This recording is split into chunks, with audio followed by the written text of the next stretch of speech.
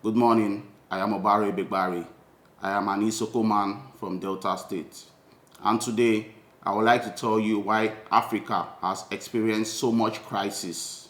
Economical crisis, political crisis, you name it. And it is all due to colonization. And I would use two colonization examples in today's episode. The countries are India and Rwanda. And I will also link it up to the situation we face in Nigeria today. So let's look at India. When the British colonized India, colonization is actually bad because when they come into your country, they steal your resources. About a month ago, Indian scholars came up and said that the British had stolen $45 trillion worth of resources from them. $45 trillion. Nigeria makes about $440 billion as GDP, which is actually all the goods and services produced in Nigeria. That was for 2021. That was about 102 years worth of Nigeria's GDP if we go by the $440 billion we produced last year. So that is how great the theft was. Now they've accused the British that this is what they did. And the British is telling the Indians that you should be happy that we gave you railway. What is railway? They stole $45 trillion. Now, when they were leaving India, see what they did. They said India was too big, was bigger than the continent of Europe. So they divided India into three.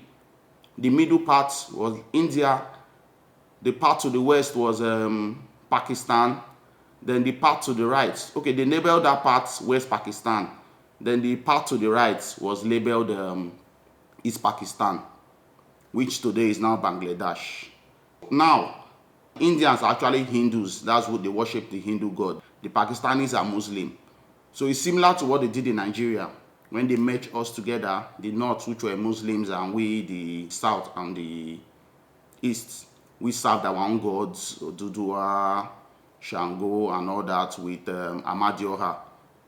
They gave us Christianity. They did not give that to the North. The North remained Muslims and they merged us together. And today there is a lot of conflicts, and that's why Obaro Samuel had to pay with her life. So what now happened? When they had divided this country, the Indians decided to go back to their country. Those that were in Pakistan were coming to India. Those that were inside of India were moving to Pakistani. Now what happened? Wherever there are Muslims, there is always going to be some who are extremists. Extremists kill every other religion worshippers because they feel they are infidels. When the Indians were coming back to their country via railway, what those extremist Muslims did was that they killed the Indians. They killed them and filled their bodies with the train, and they allowed the driver to take the dead bodies back to India. And the Indians retaliated. When the same Muslim Pakistanis got into the train, they killed them too, and they sent the dead bodies back. At the end of the day, 2 million people lost their lives through that. 2 million people, and 10 million were displaced. They ran away for their dear lives. So this is a strategy that the colonialists have always done. They always try to make sure that they leave a conflict within the people so that they keep fighting and fighting and fighting over and over for decades. That is the strategy. They use that strategy. It's working in Nigeria today. There's so much religious crisis. You hear that churches are burnt, Christians are killed and all that. Now the British was made aware that their colony was having problems, but they never intervened. This is a country whereby 4 million children starved to death in India, all because of the British. When World War II was on, they took the food from India and they fed their army. You can imagine such wickedness. They fed their army, and Churchill made a ridiculous statement. He said he'd never told them to be giving birth like rabbits.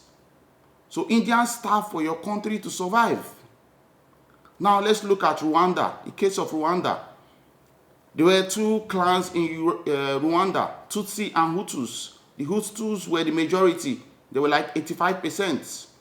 Now the Belgians took over and they measured their nose and looked at distinct body features and gave them passports based on that and said, you are a Hutu, you are a Tutsi.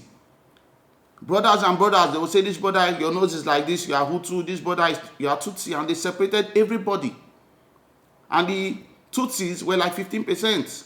Now those 15% were being favored in the country by the colonialists. They made them leaders over the Hutus. They had better access to education, better access to healthcare, and the Hutus resented them. So this was a hatred that they built in these people which never existed. They coexisted for a long time, but the Belgians came and they did this. Now, when the Belgians decided to leave the country, what did they do? Elections. Who would win an election? The Hutus were the majority and they came to power. So when the Hutus took power, they started to exact revenge on the Tutsis. They made life unbearable for them, and a lot of them fled to Uganda. And some of them joined the Ugandan army and fought for them, and they sort of gathered an army for themselves because they always hoped that they would go back to their country and take things back because they were always the head in Rwanda.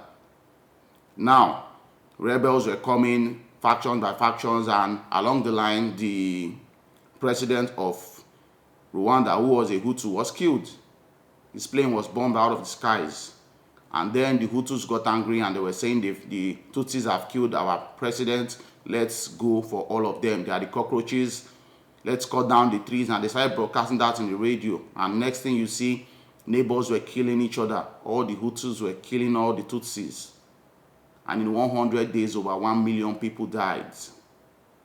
250,000 women were raped. And that rape resulted in the birth of 20,000 children. HIV was spread.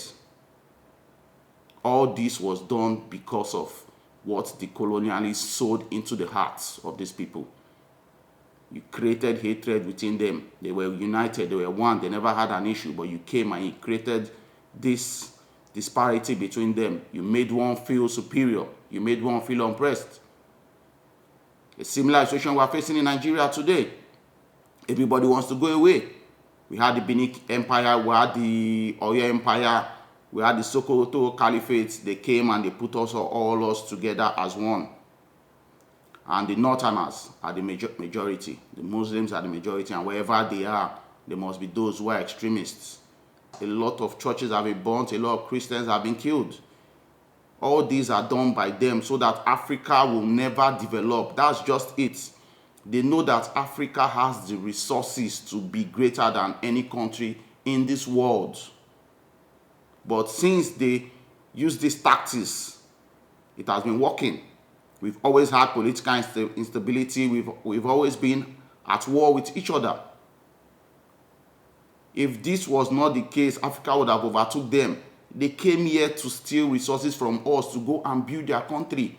We have far more resources. Those which they did not discover, we have far more which we can use to develop Africa and make Africa great. But we are not, simply because of what they've sowed in our hearts. There's so much hatred. In Nigeria today, it's all about how they will steal the national wealth. But the British and the Americans and every other country which came, they stole so that they can give their people a better life. They use all of that to develop their country. But we are stealing so that we can take the money abroad to go and give to our families which we have kept there. It's wrong. Africa needs to wake up and develop itself. We need to wake up and develop ourselves. I always ask myself a question. Why did the British not convert the Muslims to Christians? Why did they not do that? Why did they convert only those in the south and in the west? They made us Christians. They gave us their religion. And we left whichever religion we were worshiping then. Now we are serving their religion. Why didn't they do that to the north? So that all of us can be Christians. In the Britons today, 50% of people are Christians. 40% are atheists. Atheists are people who don't believe in God. Maybe they believe in science or whatever. In America today, 70% are Christians. Only 1.1% are Muslims. So you see what they did to us? They gave us more of them, knowing that, yes, there will always be those extremists which will always create problems. and we would never be at peace. We'll never have political instability. And they married us into a country. And that is why today we have IPOB, we have ECN. There are so many crises going on in Nigeria.